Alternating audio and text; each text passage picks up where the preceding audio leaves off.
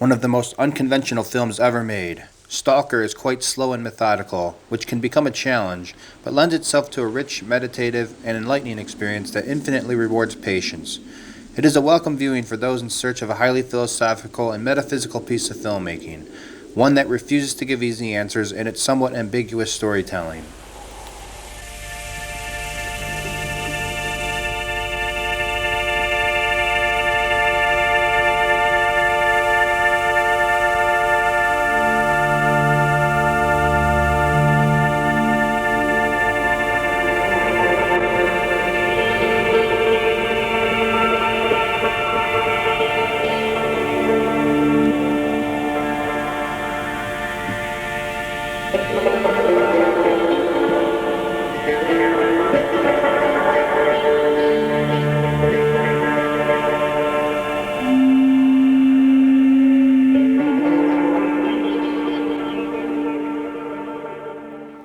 The plot centers around a mystical place known as the Zone. Nobody is certain of its origins other than that it seems to be otherworldly. Due to the unknown power of the Zone, the local government has prioritized keeping it under wraps, as secretive and secure as possible, to the point of arresting or even killing trespassers. Despite this, there is an exclusive group known as Stalkers, those with esoteric knowledge of the mysteries presented by the Zone. The Stalkers offer themselves as guides to those willing to risk their lives to come to an understanding of the power behind the Zone. The particular story presented follows one Stalker who has agreed to embark on a journey with two other men, simply referred to as the writer and the professor, both of whom are intrigued but skeptical. One of the men declares, "Our world is hopelessly boring, therefore there can be no telepathy or apparitions or flying saucers. And no God, that's for certain." Once they commence and find themselves approaching the Zone, they learn more about its nature. Apparently at the heart lies a room that will grant wishes to those who believe. What unfolds is an introspective and soulful journey of man, unlocking deep thoughts and motives that underlie an increasingly dreadful and faithless society. The story continues with the men escaping military forces and taking a trolley deep into the wilderness.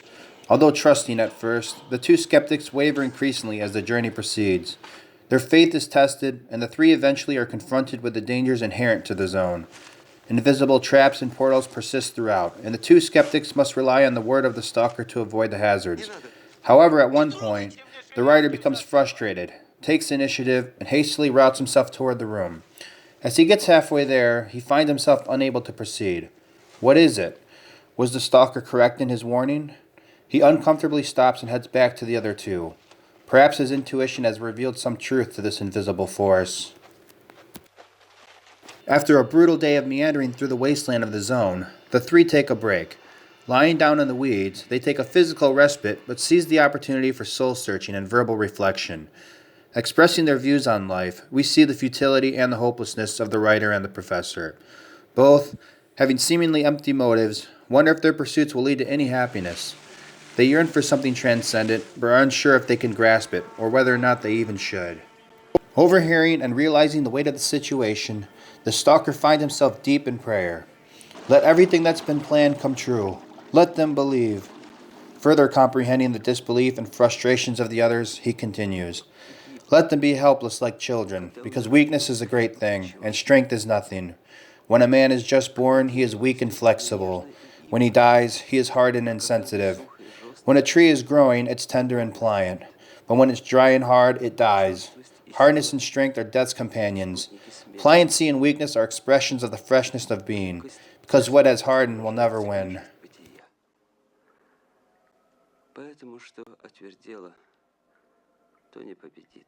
Sentiments such as these crystallize the film's gems of wisdom that Tarkovsky so masterfully provides.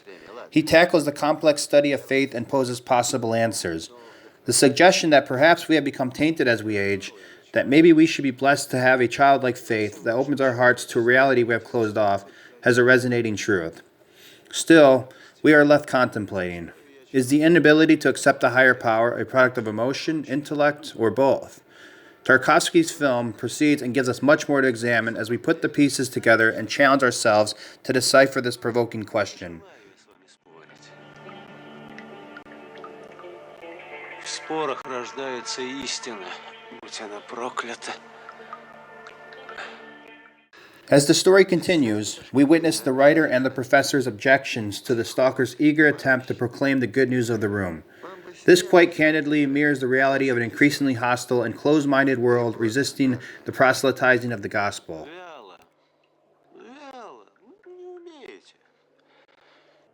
Giving us a sense of the consequences, Tarkovsky assuredly reveals the futility of man's endeavors and dreams. This is done most memorably in a breathtaking montage, supplemented by the haunting score by Ardemiev, depicting various worldly objects, a gun, money, corroded machinery, etc., all decayed and rendered useless under rusty water, all the while quoting the final judgment of the Bible's revelation. И вот произошло великое землетрясение, и солнце стало мрачно, как власеница, и луна сделалась, как кровь, и звезды небесные пали на землю, как смоковница, потрясаемая сильным ветром, роняет незрелые смоквы свои. И небо скрылось, свившись, как свиток, и всякая гора и остров двинулись с мест своих.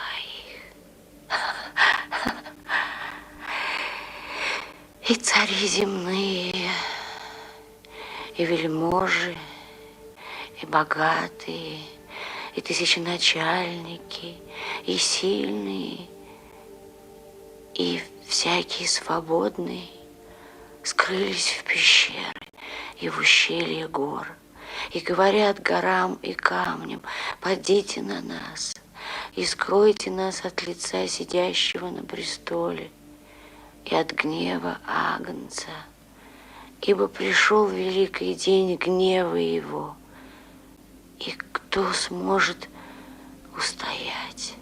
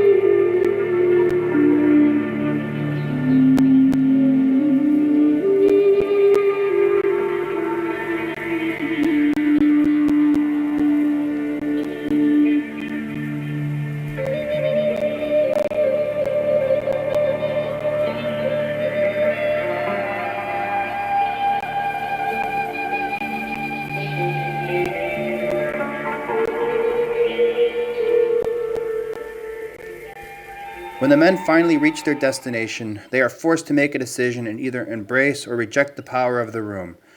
Coming in as skeptics, skeptics they remain. Built-in prejudices have failed to be removed, and their doubts have not been convincingly answered in their sight. Is it sheer unbelief, fear, or hard-heartedness? Tarkovsky presents us with cryptic answers. The professor seems to scoff at the notion of faulty men being given this eternal power, which could potentially be abused. As long as this plague lies in the open, accessible to any scum, I can get no peace, no sleep, he claims.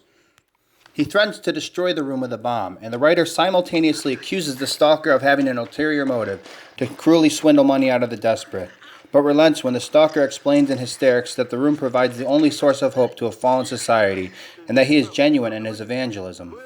Surely this must have been a strong statement on Tarkovsky's part toward his native, religiously intolerant and atheist-heavy Soviet Union of the time. Сталкеру вообще нельзя входить в зону с корыстной целью. While the professor expresses his concerns and objections, the writer finds himself more shattered than ever. His lack of humility and bitter pride have rendered him unable to make the crucial step into the room. As preached by the stalker, one needs to think of the past and submit oneself in prayer for the power to be endowed. The writer, however, scorns the idea, omitting himself from humbling and sniveling in remorse, as he considers it. We then realize that the entire pilgrimage has been fruitless and pointless. What ultimately culminates is a nihilistic impasse in which no truth nor meaning can be derived. It would have been typical and simplistic for Tarkovsky to follow a Hollywood blueprint and resolve the situation in a heavy-handed manner, but he makes the wise decision to pull back and offer us an enigmatic statement on faith, place, in a cold and cynical world. Although pessimistic and morose throughout, Tarkovsky auspiciously provides us with one glimmer of hope that transcends the previous despondency and encourages us to believe that perhaps there is something grander than what our mundane life exposes us to.